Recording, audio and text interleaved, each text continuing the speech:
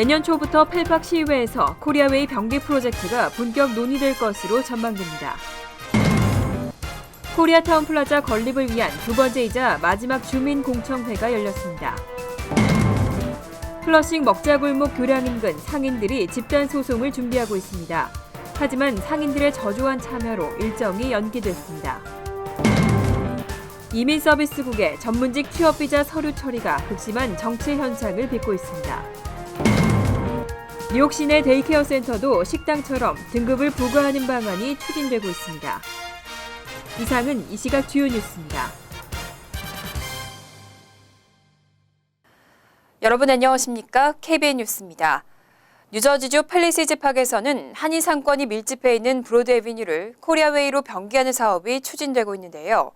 내년 초부터 펠팍 시의회에서 본격적으로 논의가 될 것으로 보입니다. 금홍기 기자가 보도합니다. 팰리세이즈 팍 한인회 코리아웨이 변기 추진 자문위원회는 오늘 제임스 로튼드 시장에게 코리아웨이 변기가 조속히 이루어질 수 있도록 협조를 부탁한다는 공식 사안을 전달했습니다. 로튼드 시장은 내년 1월부터는 시의회에서 코리아웨이 변기에 대한 본격적인 논의가 이루어질 것 같다고 말했습니다. 또 로튼드 시장은 시의회에 승인을 거치게 되면 코리아웨이 변기에 들어가는 모든 비용은 타운 정부에서 부담할 계획이라고 밝혔습니다. So we don't need any money donations to do this. That's not a concern. That's not what's holding us back. That's something the borough would happily do once we get to the point of getting it completed. We can handle that. 자문위가 도로 표지판 설치 비용으로 한인 사회로부터 모금한 기금은 자문위의 운영 자금으로 쓰여질 계획입니다. 자문위는 코리아웨이 변기가 성사되면 관광객 유치를 위한 홍보 등의 비용이 소요될 것으로 보인다며 한인 사회에서 모금한 기금을 유용하게 활용하겠다는 설명입니다. 코리아웨이가 명실공히 미 동부의 한류 문화의 중심센터라든지 한류 경제의 중심센터로 이렇게 발전시켜 나가는 하나의 그런 롤 모델로 타운 정부에서는 코리아웨이 변기에 대해 긍정적으로 검토하고 있지만 반대하는 타민족 주민들의 눈치도 봐야 하는 상황입니다. 반대 여론을 잠재우고 코리아웨이 변기 사업을 성사시키기 위해서는 자문위의 역할이 그 어느 때보다 중요해 보입니다. KBN 뉴스 금홍기입니다. 코리아타운 플라자 건립을 위한 두 번째이자 마지막 주민공청회가 열렸습니다. 퀸즈 한인회와 뉴욕시 교통국이 반대하는 주민들의 마음을 돌리기 위해서 애쓰고 있는데요. 최종 투표는 다음 달에 실시됩니다. 퀸즈 한인회와 뉴욕시 교통국은 5일 오후 뉴욕 한인 봉사센터에서 제2차 공청회를 열고 플라자 건립에 반대하는 시민단체와 지역 주민 40여 명을 적극 설득했습니다. 류재봉 회장은 이날 공청회를 통해 많은 오해를 풀 수 있었다며 오늘 12월 커뮤니티 보드 7에서 최종 찬반 투표를 실시할 계획이라고 밝혔습니다. 시 교통국 관계자도 플라자가 조성되면 이전보다 더욱 안전하고 차량 통행이 원활한 거리가 될 것이라고 강조했습니다. 그동안 토니 아벨라 뉴욕주 상원의원과 일부 시민단체들은 기자회견까지 열고 공개적으로 플라자 건립에 반대해왔습니다. 여전히 일부 주민들은 플라자가 세워지면 주변이 시끄러워지고 치안 문제가 발생할 것이라며 반대 입장을 보이고 있습니다.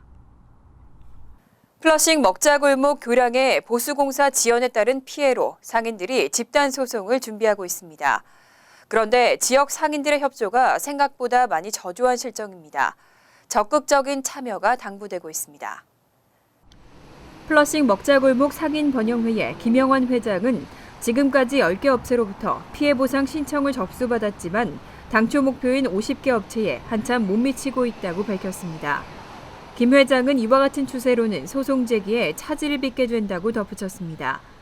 플러싱 대표적인 한인 상권인 149가 먹자골목에 루즈벨트 애비뉴와 41번가에 놓인 교량은 지난 2010년 보수공사를 시작했지만 심각한 결함이 발견됐다는 이유로 폐쇄된 이후 현재까지 개통이 금지됐습니다.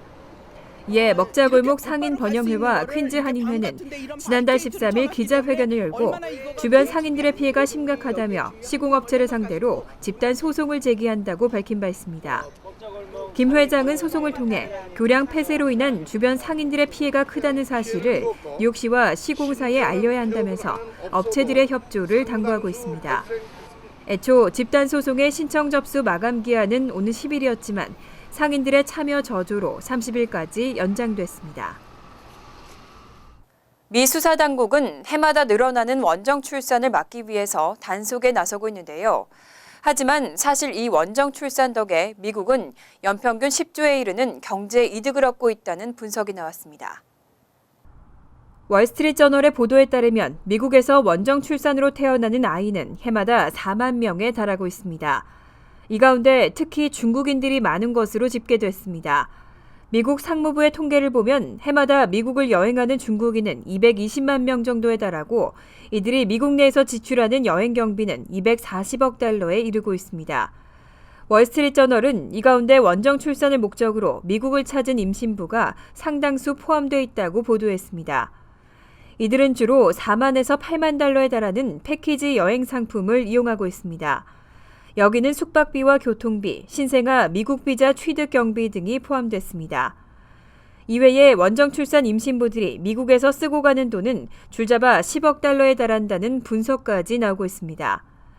월스트리트저널은 미국 내 원정 출산은 이미 막대한 이익을 창출하는 사업으로 자리 잡았다고 지적했습니다. 이민서비스국의 전문직 취업비자 서류 처리가 극심한 정체 현상을 빚고 있습니다. 평균 2개월 걸리던 기간이 6개월까지 늘어나면서 대기자들의 애를 태우고 있습니다. 뉴욕 일환 이민 변호사들에 따르면 회사를 옮기면서 H-1B 비자를 새롭게 발급받거나 혹은 취득 후 3년이 지나 추가 연장 신청을 할 때 현재 6개월까지 소요되는 것으로 나타났습니다. 한 이민법 전문 변호사는 지난 4월 신청자가 몰리면서 전반적인 취업비자 관련 서류 소속이 지연되고 있다며 최근에는 신규 신청자에게 추가 서류 요청을 하는 사례도 있다고 전했습니다. 또 통상적으로 취업비자 연장 시에는 추가 서류 요청이 없었지만 최근에는 승인됐던 서류까지 다시 살펴보는 사례도 많다고 설명했습니다. 이민국은 H-1B 비자를 소지한 노동자가 기한이 만료되기 전 적절한 시점에 연장 신청을 한 경우에는 기한이 만료돼도 240일 동안 합법적인 체류와 취업을 허용하고 있습니다. 하지만 운전면허증을 갱신해야 하는 H-1B 소지자들은 어려움을 겪고 있습니다. 운전면허증 갱신을 위해서는 합법적인 거주를 증명해야 하는데 비자 승인서 발급이 늦어지면서 갱신을 못하는 사례도 속출하고 있습니다. 미국 국민들이 1년간 평균 지출하는 약값이 무려 $1,000에 달한다는데요. OECD 국가의 평균과 비교하면 2배 가까운 금액입니다. 하지만 예상 수명은 오히려 평균보다 2년 짧았습니다. 경제개발협력기구의 2015년 연례 건강보고서에 따르면 지난 2013년 기준 미국 국민은 1인당 연평균 $1,026를 약값으로 지출했습니다. 34개 OECD 회원국 가운데 최고로 전체 회원국 평균인 연간 $515의 2배에 달했습니다. 2위인 일본의 $752보다도 $250 이상 많았습니다. 한국 국민은 1인당 평균 $436를 지출했습니다. 또 미국은 의료 비용이 국내 총생산에서 차지하는 비중도 16.4%로 가장 높았고 전체 평균 8.9%의 약 2배에 달했습니다.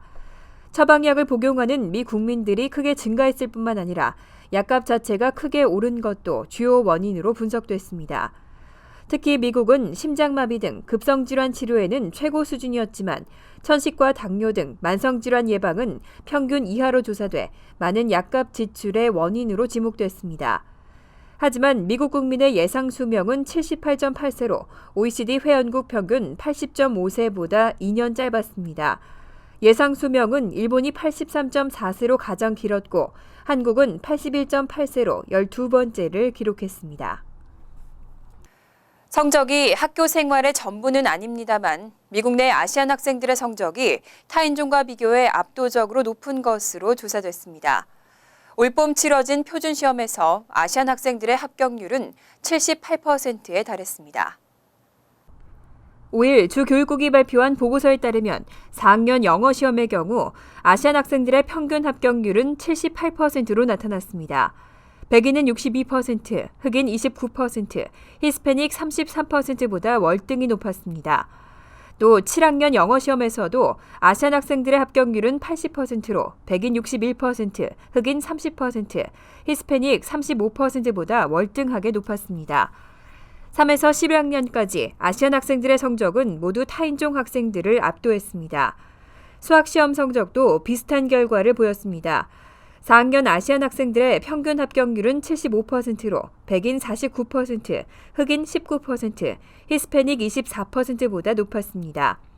특히 기하학 시험의 경우 아시안 학생들은 56%가 합격한 반면 백인은 27%, 흑인과 히스패닉은 각각 6%와 9%에 그쳤습니다. 다만 전체적으로는 학년이 높아질수록 합격률이 낮아지는 경향을 보였습니다. 영어 시험의 경우 7학년 아시안 학생 합격률은 80%에 달했지만 10학년은 61%로 다소 낮았습니다. 대학 학비의 상승 곡선이 멈출 줄 모르고 있습니다. 올해도 학비 인상이 계속되면서 4년제 공립대학의 거주민 학비도 $10,000에 육박했습니다. 4년제 사립대학은 $30,000를 훌쩍 넘었습니다. 칼리지 보드의 학비 동향 및 학비 보조에 관한 연례 보고서에 따르면 2015-16학년도 기준 4년제 공립대학의 연평균 거주민 학비는 $9,410로 조사됐습니다. 전년도보다 2.9% 인상되면서 $10,000에 육박하고 있습니다. 2년제 공립대학도 지난해에 비해 3% 올라 $3,435를 기록했습니다. 특히 4년제 비영리 사립대학은 3.6% 인상되면서 연평균 $32,405에 달했습니다. 기숙사 비용도 3% 이상 오르면서 4년제 공립대학의 경우 연간 $1,138를 기록했고 4년제 비영리 사립대학은 $11,516에 달했습니다. 타주 출신과 유학생 대상의 4년제 공립대학의 경우는 학비가 3.4% 인상되면서 연평균 $30,000를 훌쩍 넘었습니다. 4년제 공립대학 거주민의 주별 평균 연간 학비를 보면 뉴욕의 경우 지난해 $14,731에서 $429 증가한 $15,160로 전국 33위, 뉴저지주는 $8,837에서 $280 증가한 $9,117로 전국 31위를 차지했습니다. 어린 자녀들을 하루 종일 맡겨야 하는 데이케어 센터. 안전과 위생 관리가 그 무엇보다 중요한데요. 뉴욕 시내 데이케어 센터도 식당처럼 등급을 부과하는 방안이 추진되고 있습니다. 제프 클라인 뉴욕주 상원 의원과 다이앤 사비노 뉴욕주 상원 의원은 5일 뉴욕시 데이케어 센터에도 등급제를 도입하는 방안을 추진하고 있다고 밝혔습니다. 데이케어 센터의 라이선스 소지, 안전관리, 위생 등 각종 규정 위반 여부를 평가하고 안전과 위생관리 등급을 매기는 시스템을 도입하겠다는 취지입니다. 이번 법안이 제정될 경우 데이케어 센터들은 일반 식당과 마찬가지로 A, B, C 등으로 매겨진 등급을 문 앞에 부착해야 합니다. 클라인 의원은 많은 데이케어 센터들이 상습적으로 규정을 위반하고 있는데도 부모들에게 그러한 사실을 알리지 않고 있다고 지적했습니다. 하지만 안전과 운영관리 등급을 공개할 경우 어린 자녀를 데이케어 센터에 보내는 학부모들이 교육기관을 선택하는 데 큰 도움이 될 것이라고 강조했습니다. 이에 대해 보건국은 아이들의 안전보다 중요한 것은 없다며 등급제 도입 여부를 충분히 검토해보겠다는 입장을 밝혔습니다. 요즘 11월답지 않게 따뜻한 날씨가 이어지고 있습니다. 올겨울은 강력한 엘니뇨 현상으로 많이 춥지 않을 것으로 전망되고 있습니다. 국립해양대기청은 태평양 중동부 해상온도 데이터를 분석한 결과 해수온도가 예년의 평균치를 높게 상회했다고 밝혔습니다. 이에 따라서 올겨울은 비교적 비가 적게 내리고 기온이 높은 엘니뇨 현상을 맞을 확률이 90%라고 설명했습니다. 엘니뇨는 적도 부근의 남미 해안에서 중앙 태평양에 이르는 넓은 수역에서 온도가 지속적으로 높아지는 현상으로 2년에서 7년마다 한 번씩 불규칙하게 발생합니다. 특히 이번 엘니뇨 현상의 규모는 지난 1997년에서 1998년과 비슷하게 사상 최대 규모에 이를 것으로 예보됐습니다. 오늘 12월부터 내년 2월까지 올겨울 뉴욕 일원의 평균 기온은 예년에 비해 33% 이상 증가할 것으로 전망됩니다. 하지만 2월께는 뉴욕 일원에 대형 눈폭풍이 상륙할 것으로 예측됐습니다. 잠시 후 KBN 뉴스가 계속됩니다.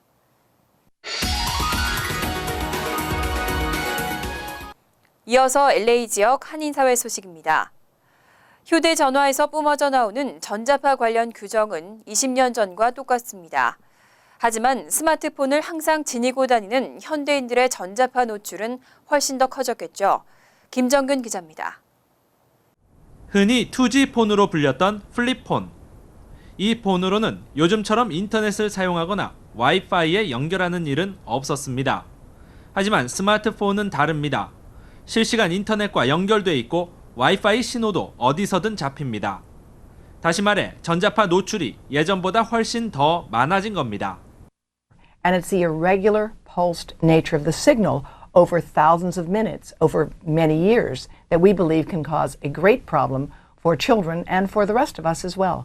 게다가 연방통신위원회가 정한 휴대전화 전자파 규정이 20년 전 그대로라 전자파를 피하기는 더 어려워졌습니다. 특히 이 규정은 200파운드 이상의 성인에게 적용되는 것으로 어린 아이들이나 임신부에 침투하는 전자파량은 기준치를 훨씬 초과할 것이라는 게 전문가들의 설명입니다.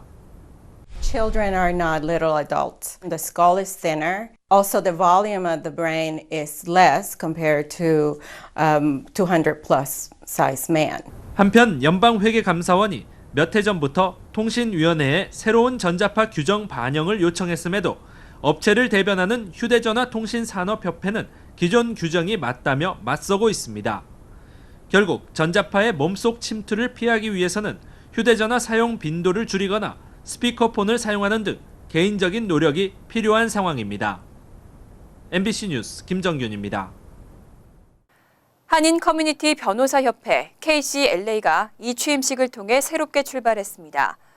9대 회장에 취임한 김금규 변호사는 한인 커뮤니티를 위한 봉사는 물론 회원 간 관계 강화를 위해 최선을 다하겠다고 말했습니다. 조한규 기자가 다녀왔습니다. 한인 커뮤니티 변호사협회 KCLA가 새로운 리더십으로 옷을 갈아입고 힘찬 출발을 시작했습니다. 어제 저녁 LA 한인타운의 한 호텔에서 열린 KCLA 이취임식에서 9대 회장에 취임한 김금규 변호사는 선임자들이 만들어 놓은 프로그램은 물론 새로운 프로그램을 개발해 더욱 정진해 나갈 것이라고 말했습니다. 그 변호사들 선후배 간의 어떤 관계를 좀 더 돈독히 하기 위해서 멘토 멘티 프로그램을 하려고 합니다. 물론 전에도 하고 있었지만 제가 이번엔 좀 더 보강을 해서 정말 직접적인 혜택을 서로 받을 수 있도록 제가. 김금규 회장은 나아가 타인종 타 커뮤니티 변호사협회와의 협력 관계를 추진해 화합과 상생의 프로그램을 만들어가고 싶다는 포부도 밝혔습니다. 지난 1년 동안 KCLA의 회장으로서 역할을 마치고 이임하는 에드워드 정 변호사는 아쉬움이 없진 않지만 후임자들이 더 나은 방향으로 KCLA를 이끌어주기를 기대했습니다. 처음에 제가 여기에서 1년 전에 회장 취임했는데 벌써 1년이라는 세월이 지나가고 지금 생각해보면 잘한 것도 있는 것 같은데 못한 것 좀 부족한 것도 있는 것 같아서 좀 아쉬운데 우리 김 변호사님이 굉장히 스마트하시고 그리고 리더십이 굉장히 강하시기 때문에 저희가 못했던 거 우리 김 변호사님 꼭 이루리라고 생각됩니다. 이날 이 취임식에는 KCLA 회원뿐만 아니라 각계각층의 인사 250여 명이 참석해 새롭게 출범하는 김금규호 출발을 축하했습니다. KCLA가 수여하는 한인 커뮤니티 봉사상은 글렌데일 위안부 평화의 소녀상 건립에 지원을 아끼지 않은 프랭크 퀸테로 전 글렌데일 시장의 몫이 됐습니다. 한 달에 한 번씩 노인센터에서 실시되고 있는 무료 법률 클리닉 행사를 시작으로 1년에 한 번 개최되는 판사들과의 만찬 행사 등 커뮤니티 봉사는 물론 주류 사회와의 관계 유지를 위한 노력을 해온 한인 커뮤니티 변호사협회 KCLA. 새로운 도전, 변화와 봉사. 이젠 KCLA 새 회장단의 몫으로 남게 됐습니다. TVK 뉴스 조한규입니다. 월드리포트입니다. 케인푸라고 불리는 지팡이를 활용한 무술이 미국에서 인기를 끌고 있습니다. 특히 노년층에서 호신용 무술로 알려지면서 케인푸 강좌도 늘고 있습니다. 지팡이를 짚은 할아버지가 길을 가다 강도를 만납니다. Yo, give me your wad. I'm not kidding. 하지만 할아버지는 지팡이를 이용해 두 젊은이를 간단히 때려 눕힙니다. 지팡이를 무기로 사용한다고 해 케인푸로 불리는 일종의 호신술입니다. 미국에서는 힘없는 노인을 노린 강도 사건이 잇따르면서 케인푸를 배우는 사람들이 꾸준히 늘고 있습니다. 미국의 한 케인푸 교실. 괴한이 목을 졸라도 지팡이 하나로 간단히 물리칩니다. It's fun, helpful, and it gives a sense of that you can actually protect yourself and that you just don't have to feel threatened at all. 운동신경이 예전만 못해 자신이 휘두른 지팡이에 맞기도 하지만 스스로 자신을 지키겠다는 의지만큼은 젊은 사람 못지않습니다. I thought, oh, I'm using it because I can't move around. And now I see it as a weapon. 케인푸는 색다른 운동법으로도 활용됩니다. 지팡이를 들고 에어로빅을 하듯 몸을 움직여 운동 효과를 내는 겁니다. Make you feel young, give you more energy. You know how to protect yourself. If not, what happened? You let him suck it to you? No way. 지팡이의 재발견으로 불리는 케인푸는 미국 전역에서 3,000명 이상이 배울 정도로 인기가 나날이 높아지고 있습니다. 간추린 소식입니다. 조앤최 뉴욕시 보건국 한인 담당관이 오늘 앤드류 쿠오모 뉴욕 주지사 사무실에 아시안 아메리칸 커뮤니티국 부국장으로 지명됐습니다. 최 부국장은 앞으로 아시안 아메리칸 주민들의 목소리를 주지사 사무실에 전달하고 주지사 사무실이 아시안 아메리칸을 대상으로 시행하는 각종 정책에 대해 알리는 역할을 맡게 됩니다. 새 업무는 이르면 이달 말부터 시작됩니다. 뉴욕 일원 한인 참전 용사들이 베테런스데이인 오는 11일 맨하튼에서 열리는 제96주년 제한 군인의 날 퍼레이드에 참가합니다. 이날 행사에는 6.25 참전 유공자회 뉴욕지회, 제한 군인회 미 북동부 지회 등 250명가량의 한인 참전 용사들이 함께 행진합니다. 역사상 가장 많은 한인 참전 용사들이 참가할 예정입니다. 행진 선도에는 김기환 뉴욕 총영사와 육군 중장 출신 박용옥 제한군인회 육군 부회장이 서게 됩니다. 3년 전 북한에 들어갔다 지난해 11월 8일 풀려난 케네스 베시가 비망록을 출간합니다. 비망록, 북한 수감 생활의 진짜 이야기는 내년 5월쯤 기독교 서적 출판사 토머스 넬슨에서 발간됩니다. 비망록에는 북한에 들어가게 된 경위, 북한 당국에 의한 체포와 구금, 가혹했던 수감 생활, 미 정부와의 비밀 협상에 의한 석방 과정이 상세하게 수록됩니다. 역대 노벨상 수상자 5명이 내년 5월 북한을 방문할 계획으로 전해졌습니다. 2003년 노벨 화학상 수상자인 아그레 교수는 미국의 소리방송과의 인터뷰에서 이와 같이 전했습니다. 오스트리아 인사의 기부로 노벨상 수상자들이 아시아 대학들을 방문하는 특별 프로그램이 있는데 이 중 방북은 국제평화재단이 주관하는 브리티스 평화의 문화를 향한 대화 행사의 일환입니다. 환율과 증권 소식입니다.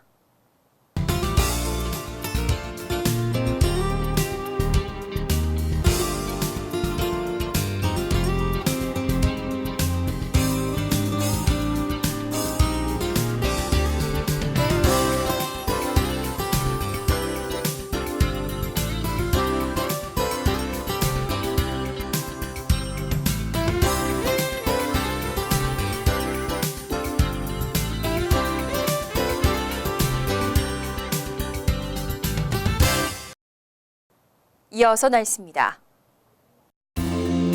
토요일은 대체로 흐리고 쌀쌀하겠습니다. 낮 최고 기온은 64도, 섭씨 18도, 밤 최저 기온은 45도, 섭씨 7도로 예상됩니다. 일요일은 화창하지만 밤에는 기온이 떨어지면서 춥겠습니다. 월요일도 화창한 날씨가 이어지겠습니다. 이상으로 KBN 뉴스를 마칩니다. KBN과 함께 즐거운 저녁 되시기 바랍니다.